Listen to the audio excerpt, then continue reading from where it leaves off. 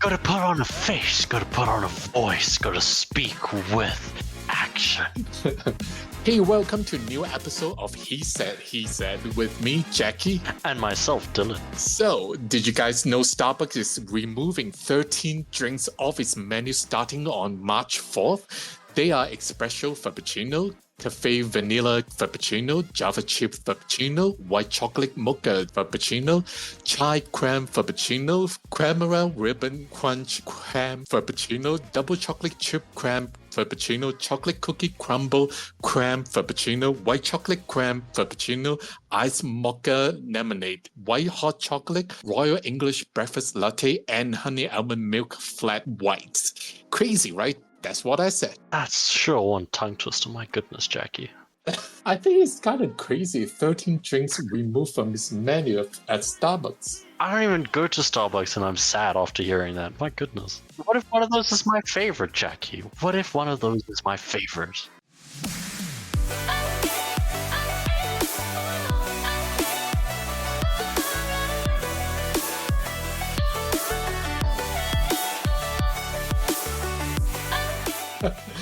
Okay, we're gonna start with small talk. So, we've been thinking about changing the format of the show and we will gradually roll out new features. We are planning to introduce some new video content and bring some exciting guests to join us. As for the name change to He Said with Jackie and Dylan, it just feels right. When you listen to us, it's really all about what we are saying. Our perspective, our conversations, we feel He Said was a much better fit for the vibe of our show. I do quite agree. I think it's a little bit of a change with a little bit of a change of voice as well. Just bringing in new with 2025. And Dylan is the new member of the show, so can you tell us what's your dealio and what you're going to cover for the show? I'd love to. I'm assuming I'm just sitting here as a little co-host to bring in the more gaming content side of everything. Hopefully I can bring you guys some really nice news and I can confuse Jackie a lot with a lot of things he's never heard of before. I bet. Are you done or you want to add some more? Oh, no, please go right ahead. Why don't you tell us a bit about that entertainment news? I think there's a lot of interesting things from this week.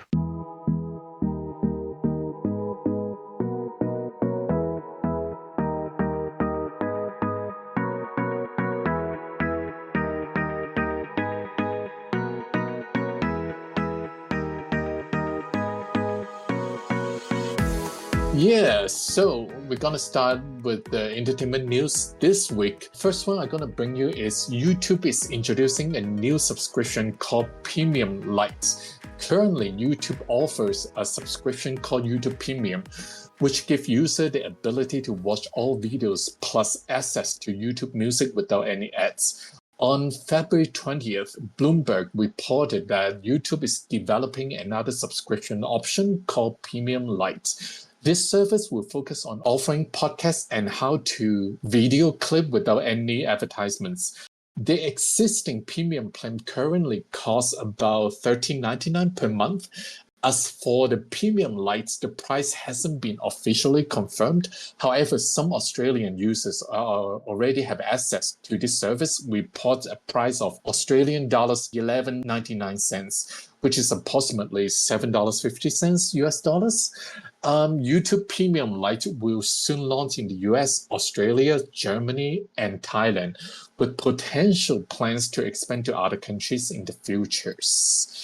Second news is Maya Hawke from Stranger Things was on the Happy Sad Confused podcast to talk about how the entertainment industry is changing, that the line between being an actor and a celebrity has gotten extremely blurry. Maya mentioned that she has spoken to so many smart directors about deleting her Instagram account, but many of them told her it was actually important to keep it. She said that these directors told her when casting someone in a movie, producers often provide directors with sheets showing the number of collective followers each actor has to help determine the casting choices. So if she lost these followers, she may be at a disadvantage in getting cast in a movie. However, Maya also said follower may not apply to every casting or to all directors and producers. There are still a few directors who cast people based on how well they can work together and what the actors can do. Maya mentioned that Quentin Tarantino, Bradley Cooper, and Wes Anderson are among those few directors. Maya Hawke appeared in Once Upon a Time in Hollywood, directed by Quentin Tarantino, Maestro, directed by Bradley Cooper, and Asteroid City, a film directed by Wes Anderson. Maya currently has 8.9 million followers on her Instagram, so that's quite a lot. Okay, the biggest and hottest entertainment news over the past couple of weeks involved lawsuits tied to Blake Lively and her husband, Ryan Reynolds and Justin Baldoni. I mean, Justin Baldoni is not Blake Lively's husband, but that's the people that get involved. As many of you know, Blake Lively and Justin Baldoni starred together in It Ends With Us. On December 20th, 2024, Blake Lively filed a complaint with the California Civil Rights Department accusing Justin Baldoni of the harassment during the film production.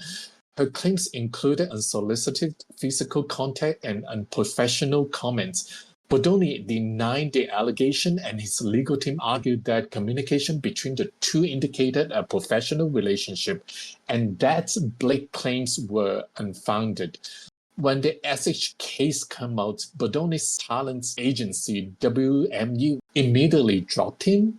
Colin Hoover, the author of It Ends With Us, expressed her support for Blake Lively, calling her brave and inspiring. Justin podcast co-host Liz Plank from Man Enough also announced her departure from the show after the statement came out.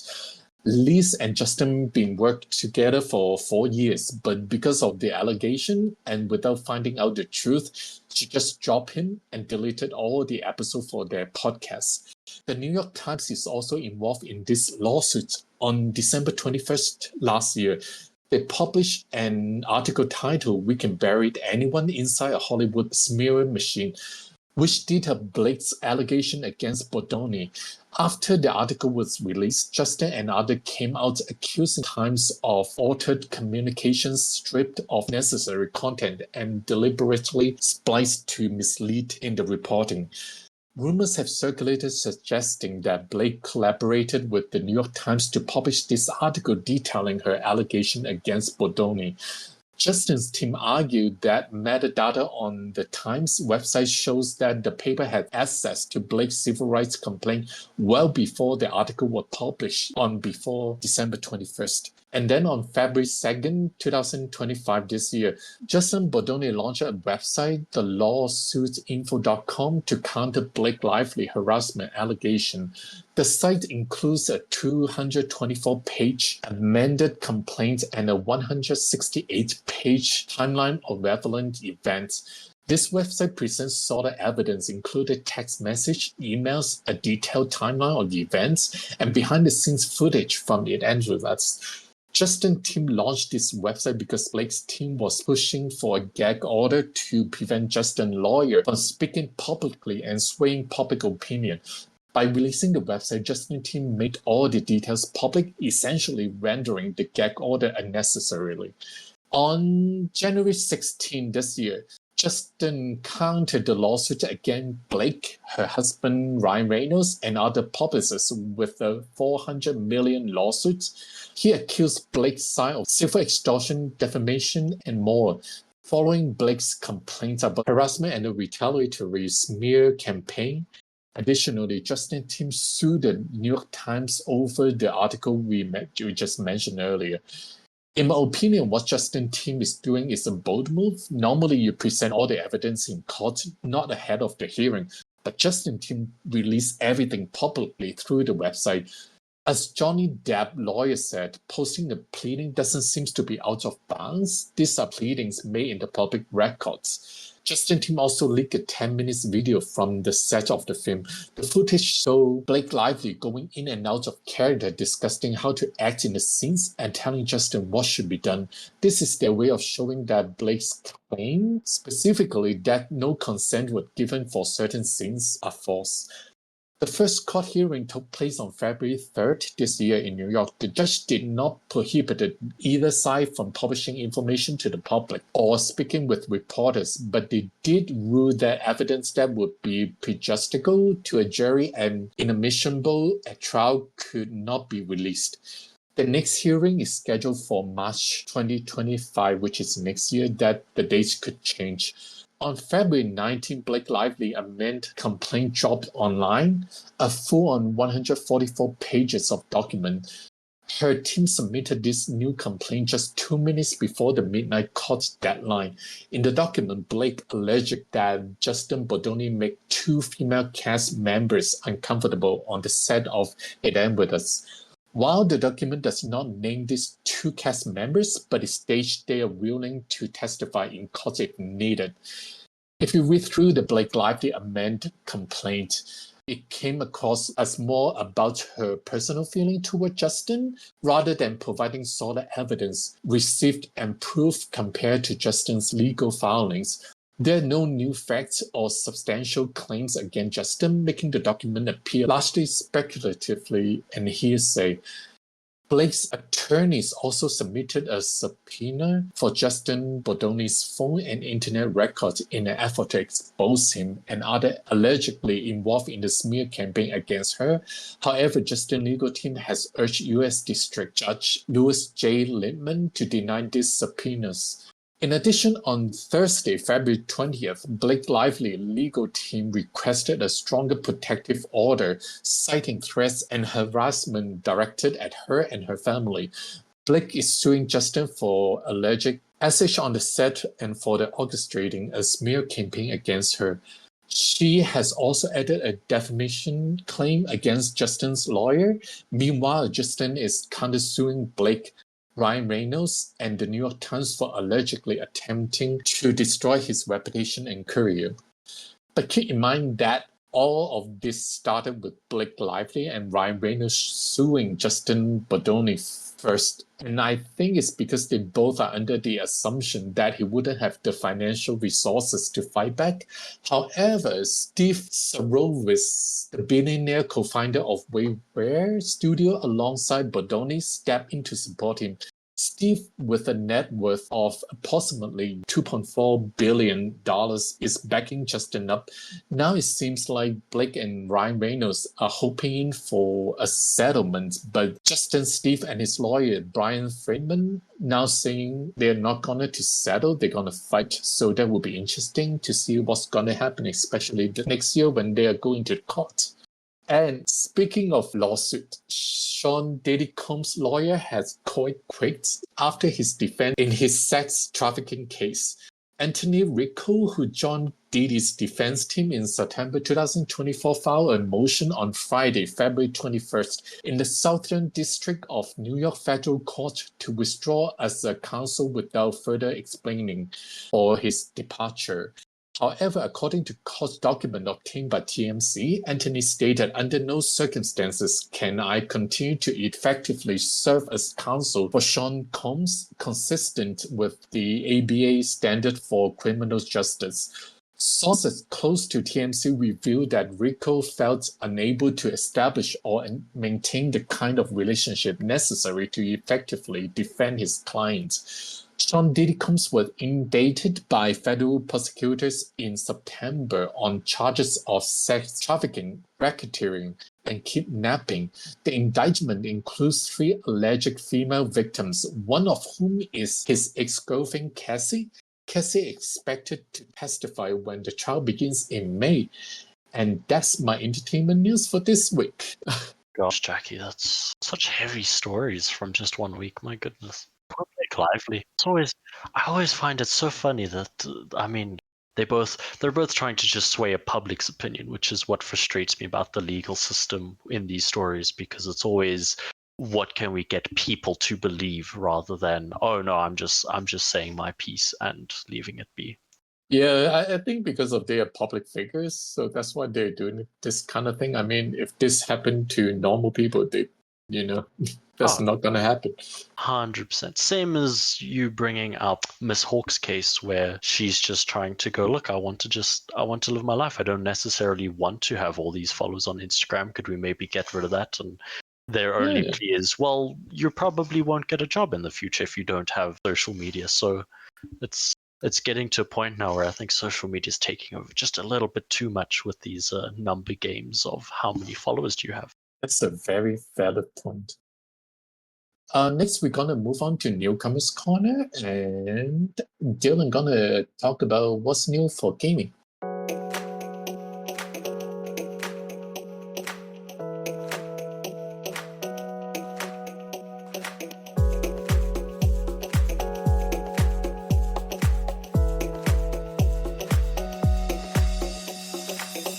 Okay, let's get into this. This is some fun stuff we've had this week. We have Monster Hunter Now coming out with some collaborative Monster Hunter Wilds.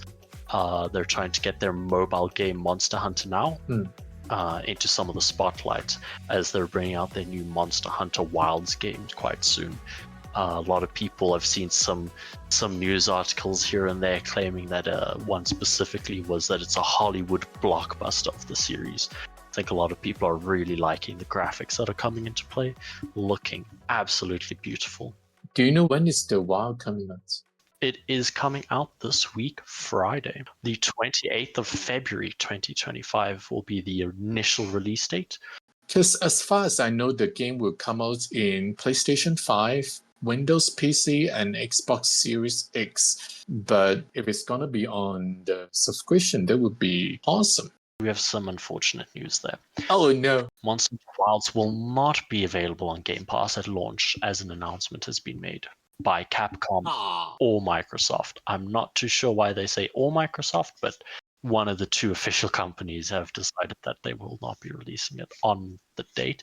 Doesn't mean that it won't be coming to Game Pass. They've just announced that on day one release, it will not be one of Xbox Game Pass's famous day one release. We do have some other cool day one releases that have come out recently as well.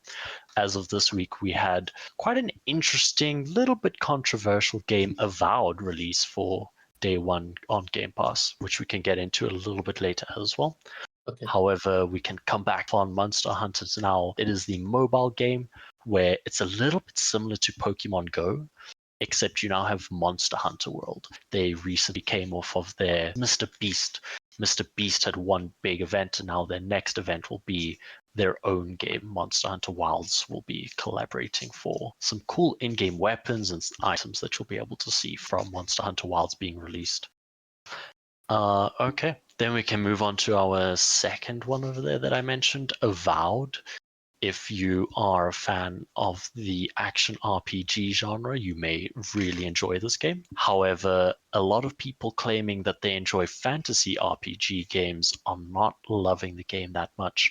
It is very densely populated in the fantasy genre. We have a lot of fantasy swords and shields, maces, all your sort of medieval weaponry. We've got a lot of magic.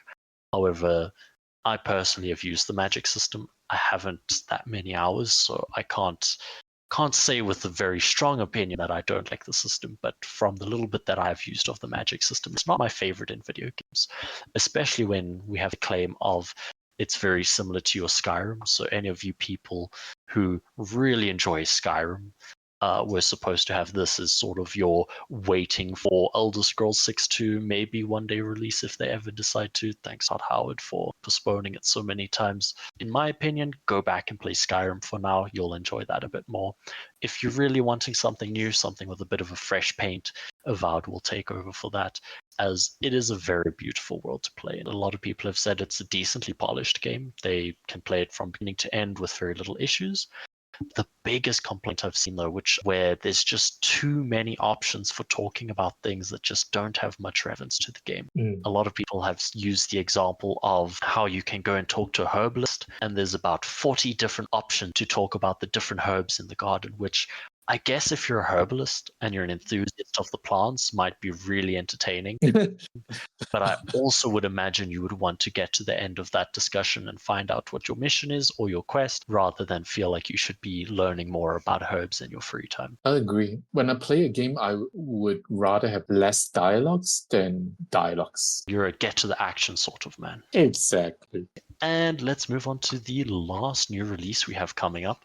This is a little bit more of a trailer release we've had than a full game release, but we have some exciting news coming up with Hades 2 for any of you indie developer lovers like myself. They're still in early access, and they've already announced the fact that they have a brand new expansion coming out on it. It's not quite a full DLC, but it is the War Song update that they'll be having as a small expansion to give you some extra goodies while playing.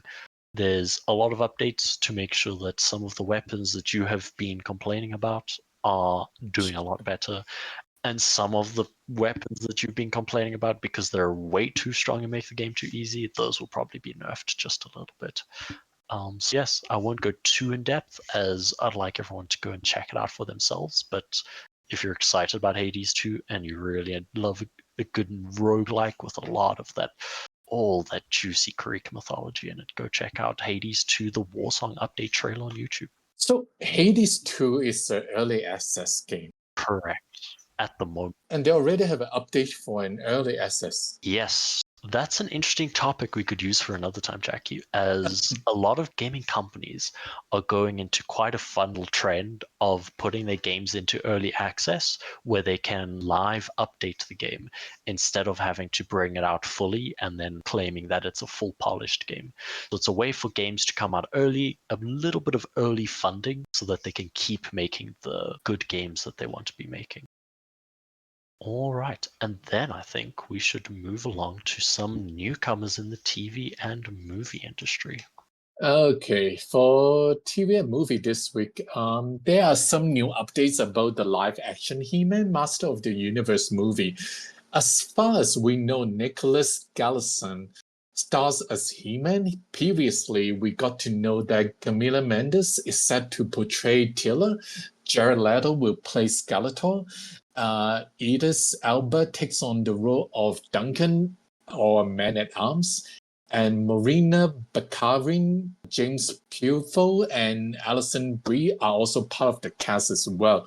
This week, 3 additional cast members were announced. Sashia Sameta, a former SNL cast member known for Agatha All Along, is set to play Susie. Jong Soo San from the Netflix show The Brother's Son will portray Ram-Man. Lastly, Christian Vunipola, known for Miguel Wants to Fight and Quentin Pines, will take on the role of Hussein. There are some new leaked pictures from the filming has also surfaced online. It looks like part of the movie is set on Earth, as one picture shows Nicholas Gallison being escorted by the police, so that's what's showing in the picture. Master of the Universe is produced by Amazon MGM Studios with Travis Knight directing. The film is set to hit theater exclusively on June 5th, 2026. Next is Hulu has picked up Mindy Kaling's new comedy series titled Not Suitable for Work.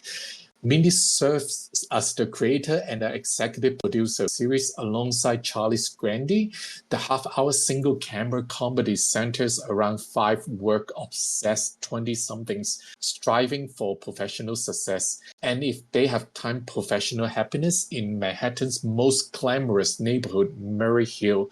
Not Suitable for Work marks Mindy's 3rd series for Hulu, following the Mindy Project and the comedy series 4 Weddings and a Funeral. In addition, she co-created and executive produced The Sex Life of College Girls and the animated series Velma, both currently airing on Max. Her upcoming comedy series Running Point, starring Kate Hudson, premieres on Netflix on February 27, so maybe by the time you listen to this podcast, it's already on Netflix. Some exciting news about 911 and Dr. Odyssey. A new 911 spin-off received a Strict 2 series order from ABC and will be set in Nashville. titled 9-Woman Nashville. The spin-off is written and executive produced by Ryan Murphy. 9-Woman Nashville marks the second spin-off in the 9-Woman franchise. The first 9-Woman Lone Star premiered on Fox in 2020 and concluded in February this year. The show faced economic challenges because it was produced by a Disney-owned company but aired on the Fox network. The shift to Nashville for the new spin-off was influenced by tax credit offer in the South. In other news, on Thursday, March 20th, 9-Woman and Dr. Odyssey will have a crossover episode. 9-Woman starring Angela Bassett as LAPD Sergeant Athena Grant will intersect with Dr. Odyssey, led by Joshua Jackson as Dr. Max Bankman, and on board cruise ship Doctor. The episode takes place during the casino week aboard the Odyssey. Athena Grant will be the expected guest on the cruise ship. She suspects 2 passengers are targeting the ship vault, and she enlists Mac's help to solve the case. Both 9-Woman and Dr. Odyssey air Thursday on ABC, starting at 8 p.m., with new episodes returning March 6th. Okay, I'm gonna tell you what's on right now. In movie theaters, Stephen King The Monkey is out. Theo James and Elijah Wood are in it. The Unbreakable Boy with Zachary Levi is out. Mueller's in Marriage, Lifeline, Cleaner, Old Guy, and Ex-Husbands are also out in movie theater. So if you're interested, you can go watch it. Video on demand this week, The Quiet Ones. It is an intense, propulsive thriller inspired by true story of the biggest heist in Danish history. The movie is out today, available now everywhere you rent your movies. Nickel Boys, September 5, The Last Showgirl is also out on video on demand. On Amazon Prime, we have Popeye's Revenge is out. It is a low-budget domain horror. I heard this movie make no sense or whatsoever. Runtime is 79 minutes and you can stream exclusively on Amazon Prime right now. Richard Season 3 is out. Adam Richardson returns as Jack Richard. The first 3 episodes premiered on February 20th. Broken Rage. It is a Japanese 2-part action comedy movie, a serious Yakuza action and the self-parodying comedy of the same story. And Clean Slate, a comedy series starring George Wallace. The story is about a trans woman returning to her hometown, Alabama, is reconnecting with her estranged father. It's also out on Amazon Prime. Netflix, we have Zero Day, a political thriller starring Robert De Niro as former U.S. President George Millen, who teamed up with current President Mitchell, played by Angela Bassett, to investigate a catastrophe cyber attack. And I watched the first episode. It's pretty interesting. I think I watched first 2 episodes already. It's pretty good. Running Points, the comedy we mentioned earlier, with co-created by Minnie Kaling, featured Kate Hudson as the executive taking on her family basketball team, premiere on February 27. So by the time you listen to this, already out. Love is Blind Season 8 is out. Toxic Tongues is also out on Netflix. On Apple TV, we have Service Season 2 is out. This is a psychological thriller. We turn to its 2nd season. Severance Season 2 Episode 6 is also out on Apple TV. On Hulu, we have A Dozen Blows, a stand-up comedy special. Chris Distefano is Just Unfortunate is also out on Hulu. Paramount Plus, we have 1923 Season 2, Sonic the Hedgehog 3, Yellow Jacket Season 3 are also out. On Peacock, we have The Wish Swap, Suit LA, it is a spin-off of Suit set in Los Angeles. It's also out. HBO Max, we have The White Lotus Season 3. Others, we have Lau and Eric interview on Two Angry Men podcast. You can watch it on YouTube or listen to whenever you listen to podcast. Christina on the Coast Season 6 is on Discovery Channel. Will Smith Finding My Father is on air on ABC February 26. And that's newcomers I have for this week. Next year, I'm going to tell you what's on gaming news for this week.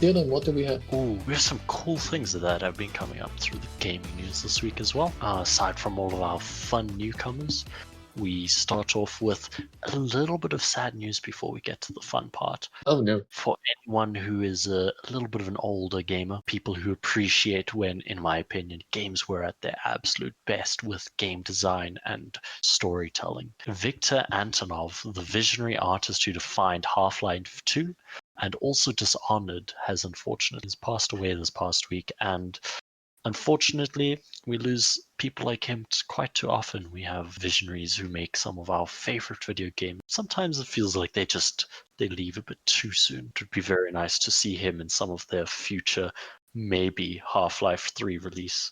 Would it be nice to have him on those as well?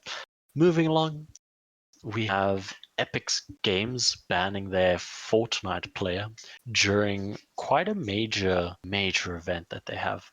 The news come out quite a lot later than the actual event. So this event actually took place in 2023, and it was discovered quite shortly after that by Epic Games. We have a player who I believe was by the name Repulse that was qualifying for the 2023 FNCS Grand Finals. They were all the way in the finals, Jackie, and it was only after the finals and after this team had won that we discovered that the one player, Repulse specifically, had his qualifications done by someone else.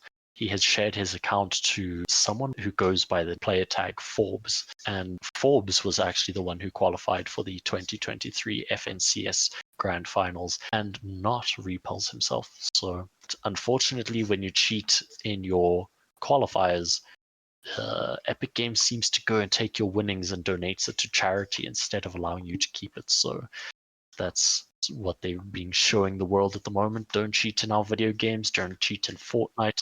Don't cheat in any of our multiplayer video games. If we do find out and you have winnings, they will go to charity. You unfortunately will have worked very hard for nothing. I wonder why it took them so long to find this out. So I'm not too sure what all the little bits and pieces is. I haven't found anything that says exactly why they kept it so long, but it also might be that it came out at the time of discovery and now they're just wanting to do a little bit of a reminder. That could also be the case, but it does seem that they found out quite soon after the event. They had decided to put out a video on their social media platforms. They had put on their heading, "Cheating is never a winning strat," and they took legal action against a player who shared their account to unfairly qualify for FNCS. Now they're banned at tournaments forever, and their undeserved prize money was donated to charity. That's specifically what they had said. Okay. They had said this, and I think the world is quite happy that we're moving in a way where we can get rid of some cheaters. From a gamer myself, it gets quite annoying when you're trying to play online competitive video games and you find that there's other people who seem to be cheating at it. I agree. Okay, then something that might be fun as well. Let's dive right into the fact that Marvel Rivals game director from America and his team have just been laid off.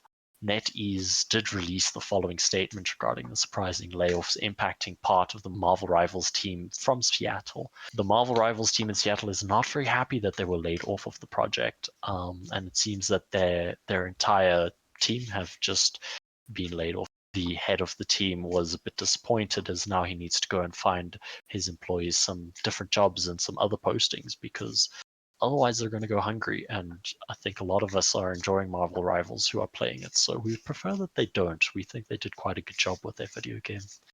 Then yes, we can move on to another little fun story. We have some hackers that decided to plant Piratefy on Steam, which was a game that contained some malicious malware that was stealing the gamers' passwords to their Steam login accounts. This was a little game where, from what we can tell, it was up for a very short period of time before it was discovered that it was malware. Valve has also put out some just notifications to everyone who had bought and played the game that their devices most probably have malicious malware on it now. That could potentially be an issue, and they should go and get those infected devices cleaned. But as soon as they were made aware of it, they have taken it completely off of the Steam library. They're making sure that some customers no players will be able to be infected by this free-to-play game as well, so they don't even have to pay any money for it. Okay, and then we can move on to something that's slightly game related. GameStop in America has decided to put out a notice that until further notice, Pokemon TCG, their trading card game products, will no longer be available for pre-order, in-store, or online purchasing. They are moving forward to a future where Pokemon TCG products will be shipped directly to stores to encourage more foot traffic, with the new Prismatic Trials Pokemon TCG release, where everyone wants this Umbreon, Jackie. This Umbreon card, I don't know if you've seen it. It is beautiful. It is an Umbreon EX, and if anyone listening doesn't know what it looks like, I would encourage you to go and Google it. But do not Google the price, as it may scare you quite a bit. By the last time that I saw it, it is trading for $1,600 at the moment for just that one card. Holy. If you want to make a lot of money or lose a lot of money, Prismatic Trials is your place. You are not guaranteed this card in any way possible. It is only the lucky few that get the lucky few boxes that have this card in it that will be able to have either bragging rights or a lot of money, depending on what you have.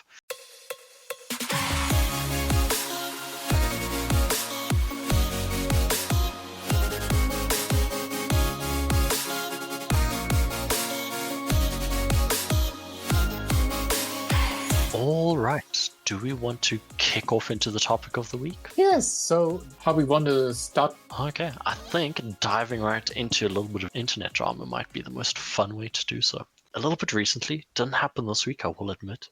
Pirate Software, who is a streamer on Twitch, he used to be a playtester for the game itself. He was hired on and worked for Bethesda themselves, and he actually worked on World of Warcraft as testing it and making sure that when they were releasing different updates and stuff, it was working properly. Not too long ago, over the past year or so, has been growing quite exponentially in his following and has received some very cool opportunities. And so one of them being this hardcore WoW tournament that they were doing. I say tournament, it was a few different factions trying to come together and create a good fun guild that they could go and play hardcore WoW, which is just a hard version, and when you die your character's dead forever, and if you want to continue playing you have to make a new character and go and level up again to try and continue. So for all the different major events they did in the game, they would gain points for their guild, and they wanted to see which guild would win. So in that tournament sense, people were very much trying not to die, as dying meant you both lost time, you lost your character, you lost all progression you spent on that character, as well as you lose points for your team. So it was very much the aim of the game was to just not die.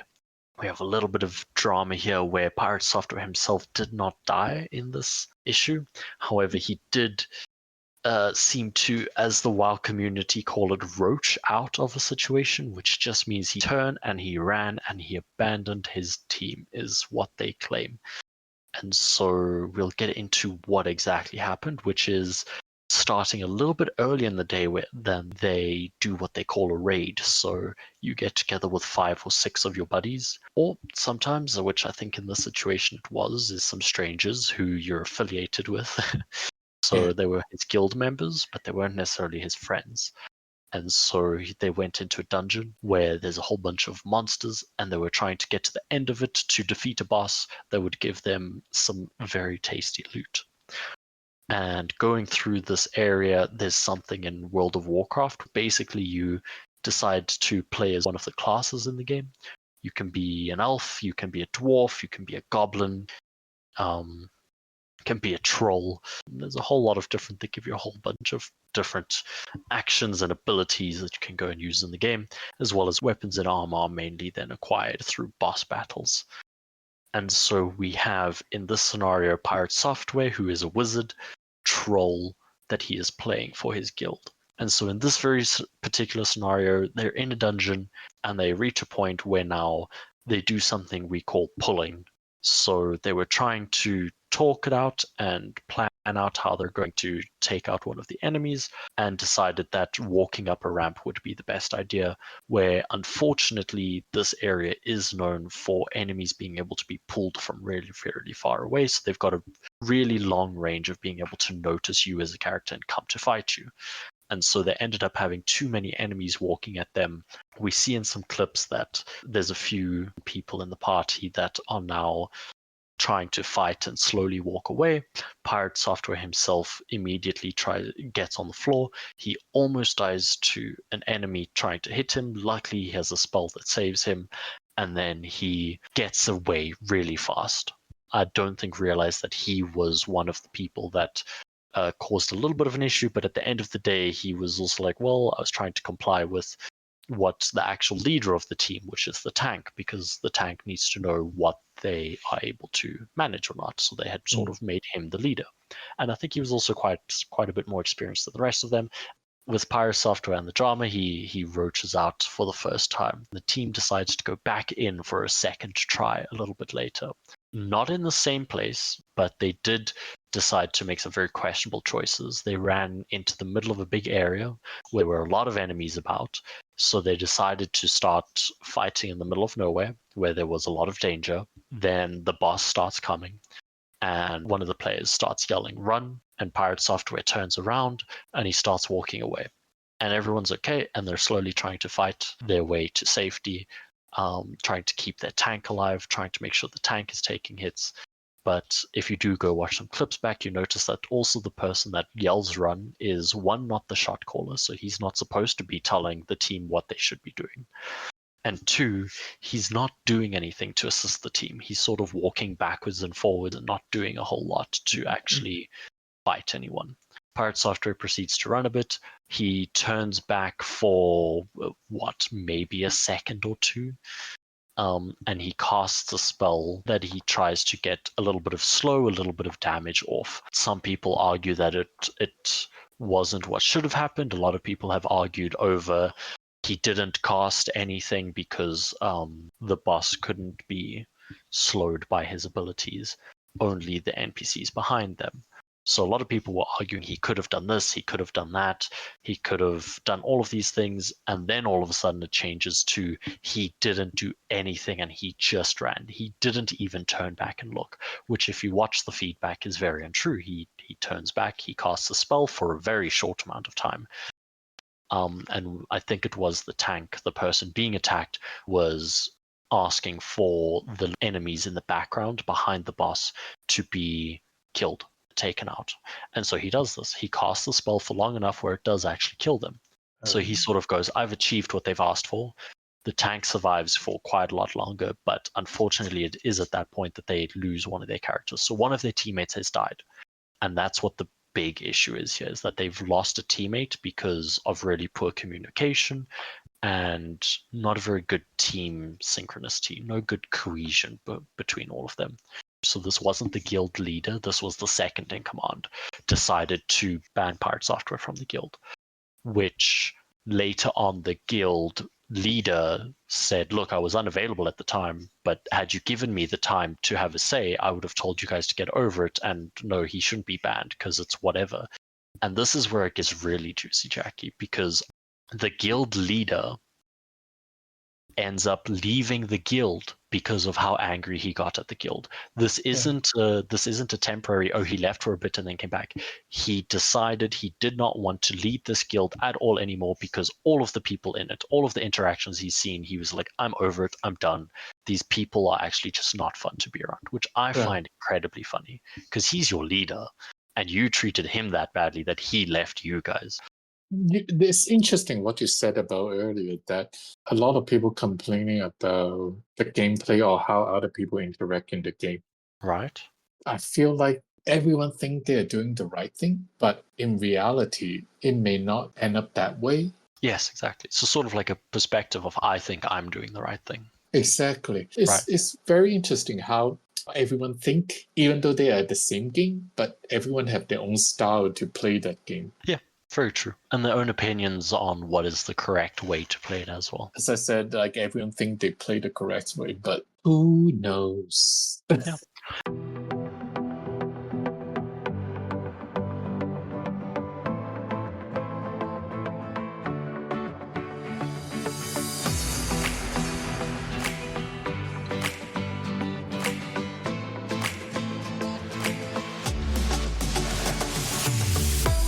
Okay then, I think we should now, after all of those little drama stories, move along to our music news for the week, please, Jackie. Thank you, Dylan. Music news this week. Because Shakira canceled her Lima, Peru show during the week to abdominal pain that sent her to a hospital. She posted on February 16 on her social saying, "I'm sorry to inform you all that last night I had to go to the ER for an abdominal issues and I'm currently hospitalized." She canceled her Sunday, February 16 show at the National Stadium of Peru, which was her first of 2 back-to-back shows in the capital city. Shakira stated, "I have communicated with her doctor that I'm not in good enough condition to perform this evening." However, she returned to perform for the show on February 17 in Lima, as well as on February 20th in Colombia. Unfortunately, she had to cancel her February 21st concert in Medellin, Colombia, due to safety concern over a faulty stage roof. Shakira is now scheduled to perform in Bogota, Colombia on February 26th and 27th.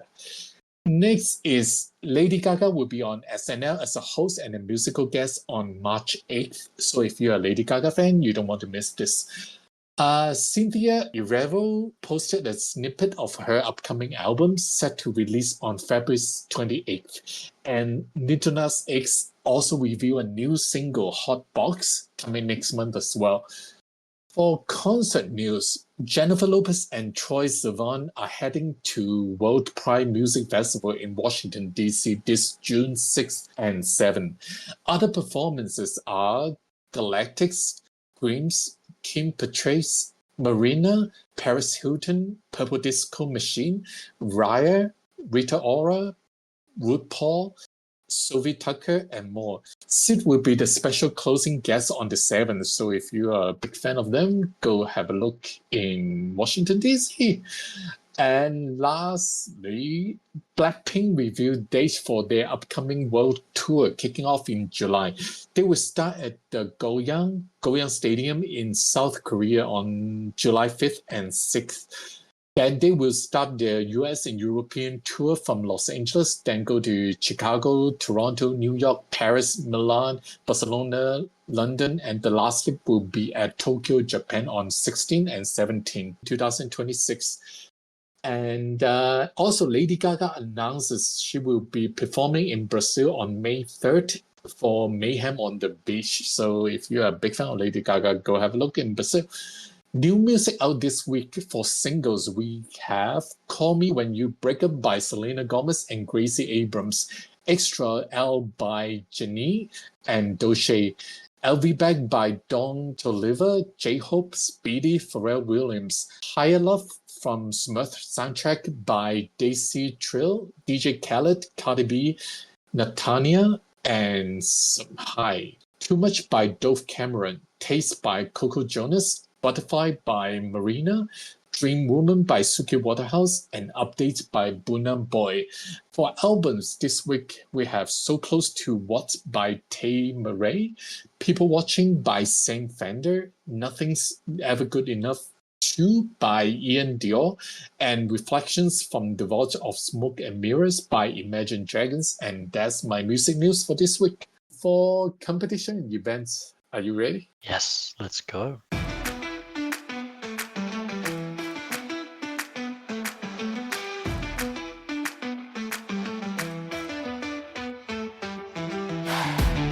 Okay, and for competitions and events this week, we have Pokemon Day coming up on the 27th of March, and we have a few different events that are going over the 2 days for both the 27th and 28th, because unfortunately the 27th is a Thursday, so some people might want to sit and lay back on a nice Friday evening with their Pokemon Day celebrations. So you can watch at least 30 minutes of the stream, hashtag Pokemon EUIC stream, to be able to get 200 item enhancers for, I'm not too sure, is this Pokemon Unite? Yes, this is Pokemon Unite. There are also codes to be redeemed with that. If you want to go and look those up yourselves, you can go look at what the Pokemon Unite codes to be redeemed for the Pokemon Day events. We'll also be seeing that for Pokemon Day 2025. It's been announced by Pokemon Presents as well. This will specifically be for the February 27th at 11. I'm sure this is GMT +2. So yes, if you're into your Pokemon Day commemorative gift as well, you can see that there are, on the 27th, special booster packs from the genetic Apex that will be given away. We'll also be seeing that there's some special missions that can be given away in the TCG Pocket for Pokemon. Their new app that came out in the last couple of months that is doing very, very well. For any of you that want to go check that out, I highly suggest that for your Pokemon Day commemorative gifts. Rapid fire next, and we're gonna tell you some discount and some DLC going on.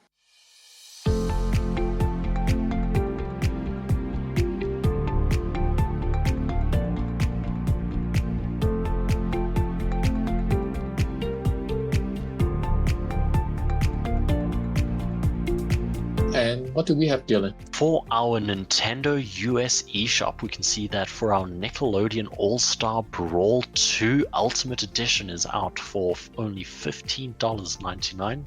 We also have our Warhammer 40k bolt gun, which is going for $15.39. We have our fitness boxing featuring Hatsune Miku. That's going for $34.99. Any of you Baby No Money fans out there will be quite into that one. We also then have our fitness boxing fist of the North Star, which is going for $4.99. We have some other discounts going with Prince of Persia Warrior Within, which is only $1.99 on GOG.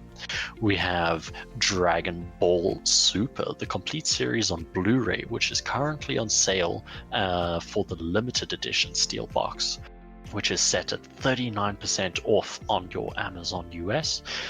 And we have the Batman and Robin Adventures Omnibus Hardcover Edition, which is on sale on Amazon for 44% off at only $41.63. The original price was $75, by the way. For free at Epic Games, we have Garden Story and World War Z Aftermath. Both are free this week. Star Wars Knights of the Old Republic and Star Wars Knights of the Old Republic 2, The Sith Lord, is free via Epic Games Store mobile app. For Steam, we have Calorie Made Liquid for Game Creators is free on Steam, and also Golden Light from Steam is free to add to your library as well. Who from Steam, Young Blood on Xbox is free on Prime Gaming. I think that's also applied on PC as well. Pokemon Scarlet and Pokemon Violet free mystery gift. You can get it by entering the promo code EU1C25 SUNNYDAY. Promotion ends February 28th, 2025. And for DLC and subscription, we got Patapon 3 is available on PS3 Premium, or you can get it for $9.99 for purchase. Disney Dream Night Valley next free update, Tales of Agrabah, launches on February 26th. You can get some new furniture, new outfits, and a new capybaras as your companion. In addition to this DLC, you will get a whole new rim, 2 new characters, an Oasis Retreat which is in Star Path, and lots of quality of life improvements as well. For Hades 2, we kind of talk about it. The War Song update is out. You will meet the Iris, the God of War, in this update. There are also new Arcana arts, new foes, new music, and new events for this update. For Nintendo Switch Online members, from February 24th to March 2nd, you can download and try the EA Sports FC 25 games at no additional cost. Members can also earn 100 My Nintendo Platinum points by participating in this game trial. Free update for Grand Theft Auto 5 on PC coming March 4th. Include features previously only available on PlayStation 5 and Xbox Series XS. And that's a rapid fire for this week. Dylan, what do you have for final thoughts? Final thoughts is if you're not a gamer, you should pick up some games. You should go and look. The gaming industry is doing amazing. They're doing some very cool things at the moment. And if you're looking for some entertainment, it's all over the place. So I would suggest if you're a little bored in life, instead of going onto the internet and shouting obscenities at people, as I think we've covered a bit in today's discussions, rather just go watch a movie. Go take some of Jackie's suggestions and see some of those cool music, the new albums that's coming out. So many cool things. Yes, and what we said earlier at the beginning of the show, we're gonna try some new formats and new ideas for the podcast.